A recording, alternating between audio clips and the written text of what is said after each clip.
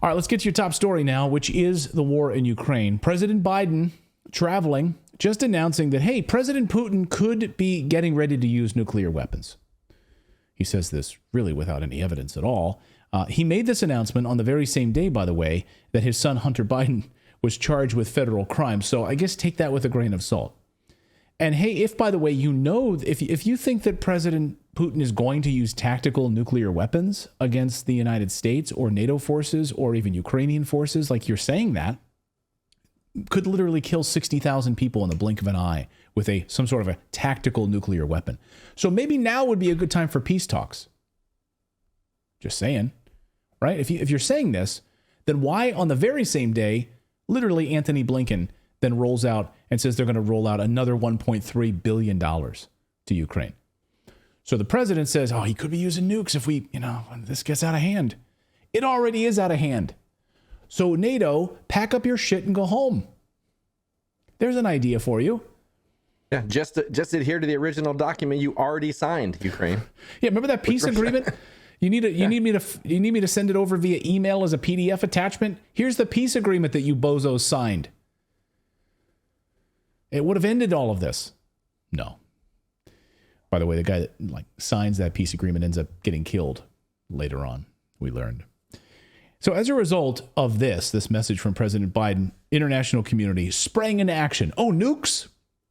Here's an idea. Instead of peace, what we'll do? We'll just throw more money and more weapons. That was the message all across Europe today. From sea to shining sea was the message all across the world.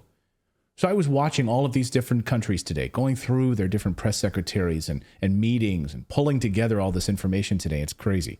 So more weapons, more money, more corrupt. We're going to stand by Ukraine, the most corrupt country in Europe, and throw more money at them. Well, we don't know where it all went into anyway. We have no accounting of it. A country that will soon become part of the EU, we're now hearing today. On top of all of this, according to German's warmonger, Baerbock.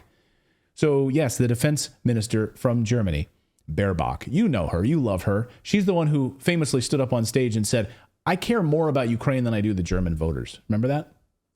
It's one of Philip's favorite sound bites of the past year. So here she is again. Here she is again. So she's really emphatic how much she loves Ukraine and how Germany will stand with adding more money and more weapons to Ukraine because Ukraine must win and become a member of the EU. Listen. We continue to support Ukraine financially, politically, with weapons. We want Ukraine to win this war, to win peace. That is why we have made clear that Ukraine belongs also to the European family. And the Commissioner and President, Ursula Thunderman, said this morning that the European Commission on Ukraine's reform effort shows that Ukraine is making commendable progress despite the war. And Ukraine will eventually become a member of the European Union. Thank you, Foreign Minister. I said Defense Minister, I meant Foreign Minister. And I love how she called her Ursula von der Leyen. Did you hear that? Or von der Meyen? Thank you. I know English is not your first language, Baerbock, but you sure talk like it is. You seem pretty emphatic and very straightforward when you want us, and you underlining it, pausing, letting us know that Ukraine will become a part of the European Union. Just like Ursula von der Leyen said today. So what did Ursula von der Leyen say today? Well, Ursula von der Leyen said, Ukraine is fighting for us. I didn't realize that. To be honest with you, I didn't realize that. I thought they were fighting. Well, first, I don't know why they are, to be honest with you. But, well, it's for democracy, which is all of us. We all have to care about democracy. Then von der Leyen and American tradition and values. Then von der Leyen is right then, I guess. Ukraine is fighting for us, according to von der Leyen, whose hair hasn't moved since the 1980s. Watch. Because Ukrainians are fighting not just for their sovereignty, but we've just heard it also for us, for our values, for our freedom, for our democracies. We can never match their sacrifice. So they're just at night when you go to bed, you're tucking your kids in. I want you to remember that Ukraine is fighting for you. Ukraine's fighting for you. Okay. Now, this could be the greatest reason in all of this to never pay taxes again because of what the United States has uncovered. The Pentagon announced an accounting error last night, just a small rounding error. Like when you make when you make a mistake on your taxes, you're off by like $100. Like we've all made mistakes like that. A decimal point, you've made a mistake trying to balance your checkbook and you're like, where is that 13 cents? I cannot find it. I've been over this checkbook for the last month. I can't find that 13 cents. Well, the Pentagon made an accounting error that they admitted yesterday, that they accidentally sent Ukraine an extra $6.2 billion. Whoops. You can't make this up. Here's the Pentagon admitting this rounding error. Watch. Following up from some announcements earlier this year, during the department's regular oversight of our execution of Presidential Drawdown Authority for Ukraine, we discovered inconsistencies in equipment valuation for Ukraine. In a significant number of cases, services used replacement costs rather than net book value, thereby overestimating the value of the equipment drawn down from U.S. stocks and provided to Ukraine. Once we discovered this misvaluation, the comptroller reissued guidance on March 31st, clarifying how to value equipment in line with the financial management regulation and DoD policy to ensure we use the most accurate of accounting methods.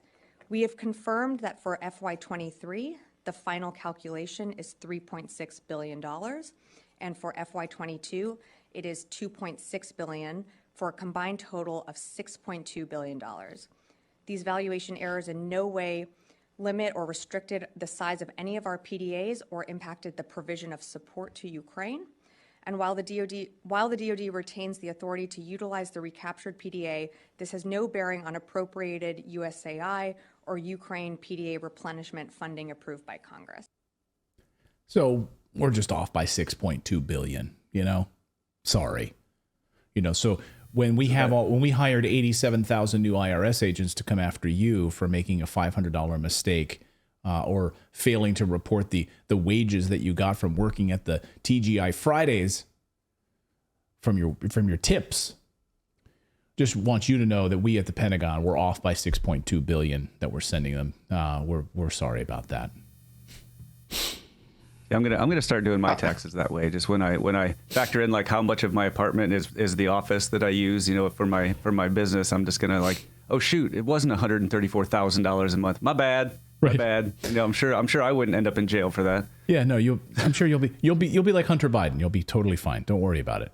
What if the Pentagon's gonna be this good with money, like why do we keep sending them? Because like remember when the section of the Pentagon that was destroyed on 9/11 happened to be where the trillions of dollars were missing? That what was that? What was the guy's name that was the defense secretary then? Rumsfeld. He's like, you don't know where it went. It's like, what? Yeah. So how did they keep losing money at the Pentagon? Yeah, that section of the building that was blown up? And that section of the building where we couldn't find there was no evidence of a plane. We didn't see any planes. That section of the building that was blown up? Yeah, all the files were in that part of the building. Went up in flames about a rat. All of that's missing. How does that happen? They're playing us for fools. Reinforced section of the Pentagon. They're playing us for fools. But on top of which, if you unpacked actually what she said, what she admitted there, is that basically we overcalculated the value of the equipment we were sending to Ukraine. In other words, the stuff we've been sending to Ukraine is in large part has been crap. So, in other words, and this was acknowledged in recent reports this week, that a lot of the Western weapons that have been sent to Ukraine, sorry, did I say Iraq? What we've been sending to Ukraine haven't worked. Broken pieces on purpose, like they've known. And so the conspiracy theorist in me, which what we say about conspiracy theories, right? It's just, it's spoiler alerts for what's going to be actually true in 3 months. What we're going to find out in 3 months is that, so you've been sending a lot of broken weapons. You probably were doing that by mistake, right? What we'll learn in 3 months, there'll be some Wall Street Journal piece, but we're saying it here because we already know it, is that these countries are getting rid of all of their old broken equipment and sending it to Ukraine so they can replenish it for peanuts through Raytheon, Boeing, Northrop Grumman, and otherwise. And so the military industrial complex will make all kinds of money. So it's just a way of like spring cleaning, basically. Send your crap to Ukraine. Yeah, well, she just admitted, and the one thing she didn't say in all of that was that they said that they undervalued this equipment by $6.2 billion. But that means we bought the equipment and sent it. So essentially, that $6.2 billion, she didn't say anything about anybody paying that back. So where does that go? So that means they're just like, oh no, this was undervalued. So we're just, whoops, we're just going to erase that $6.2 billion. No, it's in somebody's pocket, and they didn't make any mention of them bringing it back. Yeah, but hey, you know what? Their solution, the liberals, their solution is go after people like Elon Musk and make him pay more. Like that's the solution. Not stop the criminality that's unfolding right in the government and where this money is going. Like imagine if we didn't have this entire, like a leaky toilet every day of this money just being flushed down the toilet. Imagine, would you then have to stand at a podium and say, we need to go after people like Elon Musk and make billionaires pay their fair share? Okay, that's the solution. Rishi Sunak was at the Ukraine Reconstruction Conference. Did you guys, how many people in the chat got an invitation to the Ukrainian Reconstruction Conference? I'd love to know who. That's what that was. I'd love to. Yeah, you threw that away. I'd love to know who foot the bill for the Ukrainian Reconstruction Conference to fly all these dignitaries and people in there to basically shovel more money at Ukraine. BlackRock? BlackRock fund this?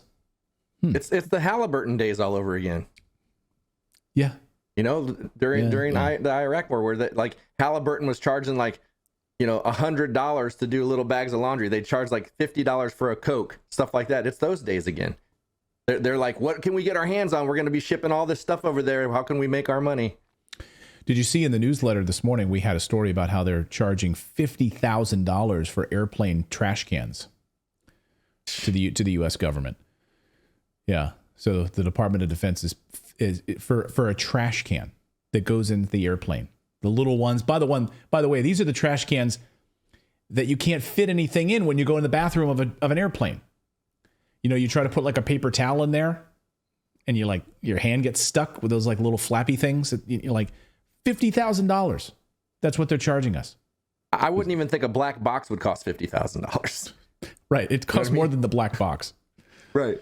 So Rishi Sunak was at the Ukraine Reconstruction Conference today and provides the real reason that we're pumping so much money into Ukraine. I don't know that he wanted to admit this publicly, but I think you could read between the lines. Watch. During the winter, Russia tried to destroy Ukraine's energy grid. By February, over 40% of power generation was down. But now, because of that incredible ingenuity and defiance, Ukraine has got the grid back online, and they're even able to start exporting electricity back to Europe. As we've seen in Bakhmut and Mariupol, what Russia cannot take, it will seek to destroy. They want to do the same to Ukraine's economy. And the scale of the challenge is real. So I see. Sorry, I hit the wrong button there. So that's the problem. So you see what's going on here? You want to connect the dots here? You want to pull this puzzle together and understand how all of these things come together? When you hear that we're going to continue to funnel billions of dollars into Ukraine, but we will not let them become a member of NATO, but we will let them become a member of the EU. We will exploit their resources, right? We will let them build their electric grid so they can send more resources back to us to send it to Europe. It's the first thing he said. We're so excited they got their electric grid back on, not for their own people, but so they can start sending it to Europe again. And your grain and all of the other stuff that we rely on out of Ukraine. Like, let's get that up and running again. That's why BlackRock is so excited about this. That's why James O'Keefe's piece from OMG Media over the past 24 hours has been such a bombshell. These undercover investigation of BlackRock employees who have admitted now on camera that the war is good for BlackRock. Profits are through the roof. Of course it is, because they're bankrolling it. And of course, as they've met with and flown in and met with Vladimir Zelensky in Kiev, they're buying up half the country. It's an amazing opportunity. It's an amazing opportunity to be able to invest and also buy up large pieces of this country right now. So that's the real puzzle. It's all coming together. We won't let them become a part of NATO. Like, if you really care about their defense, NATO, then why not make them a member? But you won't, for obvious reasons. We want Ukraine to win this war, they say. Ukraine belongs to the European family, they say, and will eventually become an EU member. Earlier, past 24 hours, Atlantic writer Anne Applebaum, wife of the ex-Polish diplomat who openly thanked the United States, of course, remember that famous tweet after the United States blew up the Nord Stream pipeline, that Polish diplomat posted a tweet with a picture of the blown up pipeline that said, "Thanks, United States." His wife is Anne Applebaum, who is, of course, a Russophobia expert, and was on CNN. I love the experts that CNN gets to ask about the war. Like, you know her history, you know her politics. Why are you asking her a question about Russia's motivations here? And says that, you know what, we need to send more F-16s to Ukraine because an F-16 equals diplomacy.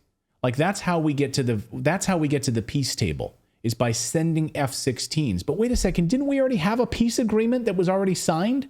So now we need to send weapons in order to get us back to the peace table? Do you see how this makes zero sense? Here's Anne Applebaum. Do the Russians have this capacity to just take the pain and put more troops through the meat grinder and just keep going? Well, as I said, one of the things the Ukrainians are trying to do is to convince them that that won't happen. But there's also some diplomacy about that. So why is the U.S. giving Ukraine F-16s, which has now been announced? Why did the Germans finally decide to give Ukraine tanks? Of course, there are military reasons for that, but those are also signs to Russia that we aren't going to stop. In other words, you can keep your war going, and we are also going to keep the war going. Okay. So I just want to understand this. Help me understand the logic of this. Like, in order for diplomacy to happen, we need to send F-16s to Ukraine that will be blown up upon landing there. There's no pilots to fly them. So this is how we get back to the negotiating table, by sending as many weapons as possible into Ukraine. Okay. I mean, bear with me for a second here, but one, that's not diplomacy, because like if they're basically if your idea of diplomacy is let's perpetuate this war for eternity, that is not diplomacy. Right. And second, like it's not even like the idea of mutually assured destruction is how nuclear weapons ended up being diplomacy, because nobody could use them because the people that we were trying to negotiate with also had them. Ukraine doesn't have them, Russia does. So an F-16 cannot then be used to say, like, well, look, we've got all these fighter jets, and they're like, yeah, but we have nukes. So I mean, if we really wanted to do that, then we would arm Ukraine with nukes. Right, and maybe that's next, and maybe that's the next step. And, you know, it's so like, if you lay this on over Iraq and Afghanistan, right? It's like the exact same playbook. It's like they had all of this hype going into it, like weapons of mass destruction, this, that, we got to go over there, and everybody was in support of it. But like over the years, that support has waned and waned and waned, and more people are like, why are we still there? Why are we still there? We got to get out of there. And it's like they needed something else to be able to put that money into. And this is like the perfect thing for them to do the same thing. This is going to be one of those, another forever war, because if it wasn't about that, they would be looking for peace, and they would make them part of NATO. Like, they would do the things that would make this go away, right? But they're not doing that. They're not willing to do it. So it's just Afghanistan all over again. Well, and you bring up a great point, which is what RFK Jr. said yesterday. And I want to go to this next, Philip. Presidential candidate Robert F. Kennedy Jr. gave a speech Tuesday night. And here's the thing, right? The idea that a president of the United States should do everything in his or her power, to keep us out of war instead of putting us further into wars. And can you imagine a candidate saying this, someone calling this out? So here's RFK saying that this idea of Putin is going to be using nuclear weapons now. This idea of using nuclear war to ratchet up to peace. Like, that makes absolutely no sense. Listen. John Quincy Adams spoke for all of them when he said, "America goes not abroad in search of monsters to destroy." Today, I want to recall that memory because this forever war, which has so drained our nation's vitality, now threatens to plunge the world into the unspeakable horror of nuclear Armageddon. And I speak, of course, of the situation in Ukraine. I abhor Russia's brutal and bloody invasion of that nation. But we must understand that our government has also contributed to its circumstances through repeated, deliberate provocations of Russia going back to the 1990s.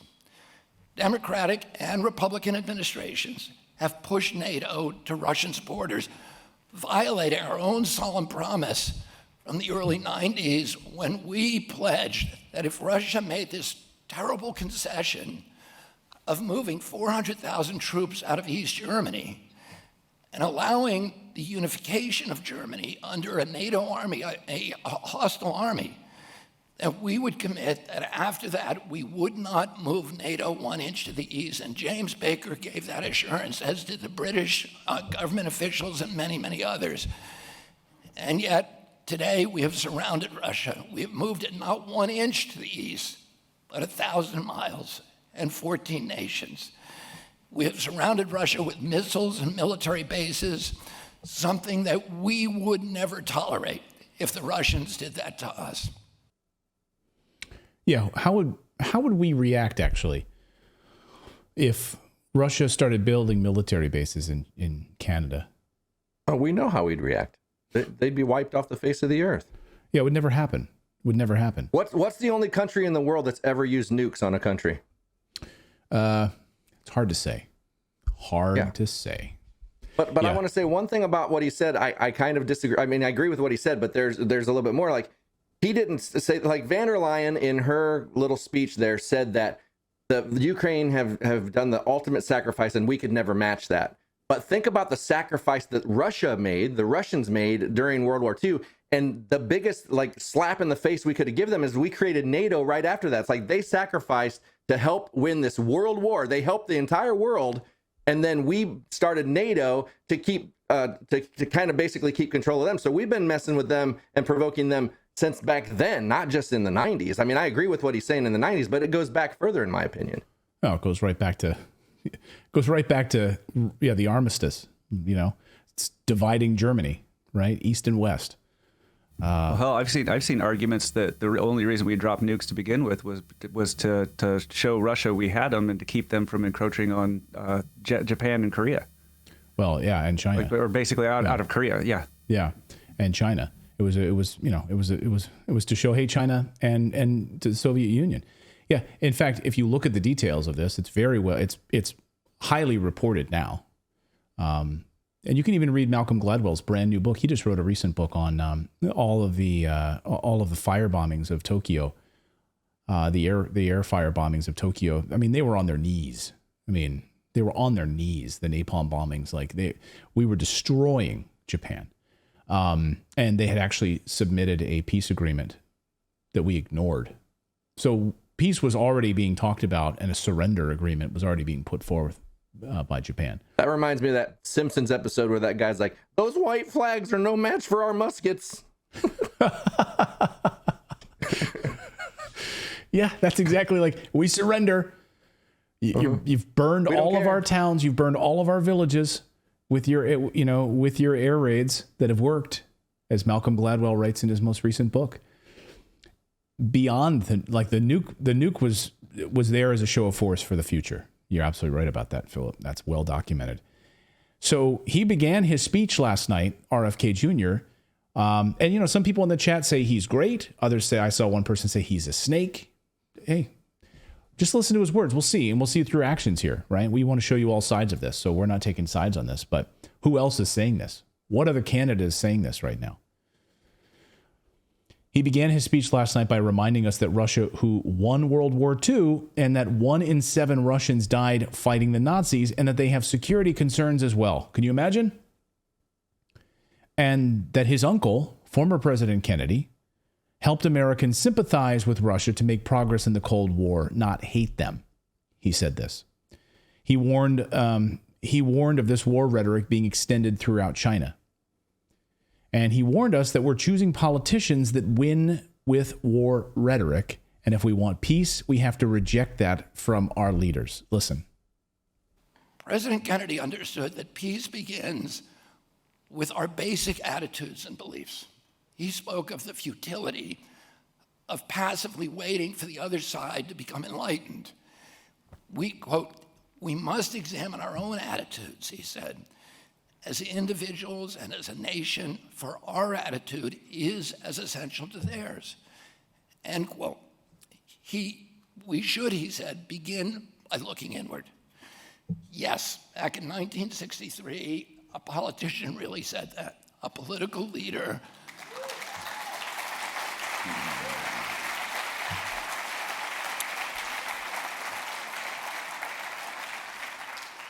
A political leader voiced what would be considered today a spiritual maximum or a spiritual principle. Let's take up that call from 60 years ago and ask Americans, all of us, to re-examine our attitude. We have been immersed in a foreign policy discourse that is all about adversaries and threats and allies and enemies and domination.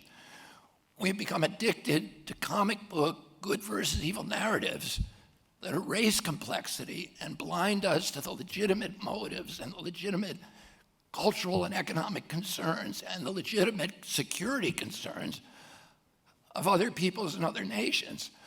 We have internalized and institutionalized a reflex of violence as the response for any and all crises.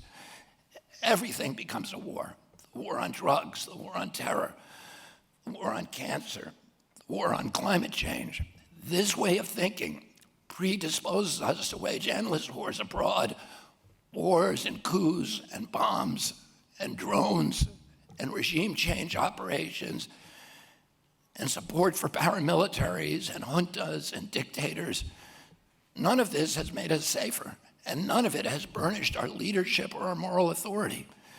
But more importantly, we must ask ourselves, is this really who we are? Is this what we want to be? Is that what Americans' founders envisioned? People in the chat wondering. Yeah, go ahead. Go ahead.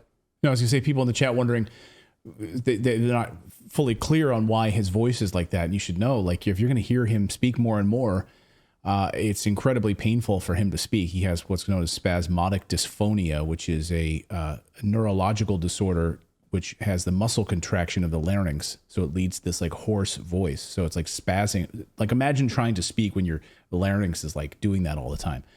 So that's what it's almost like Parkinson's in the throat is what it is. So he's had it for a number of years.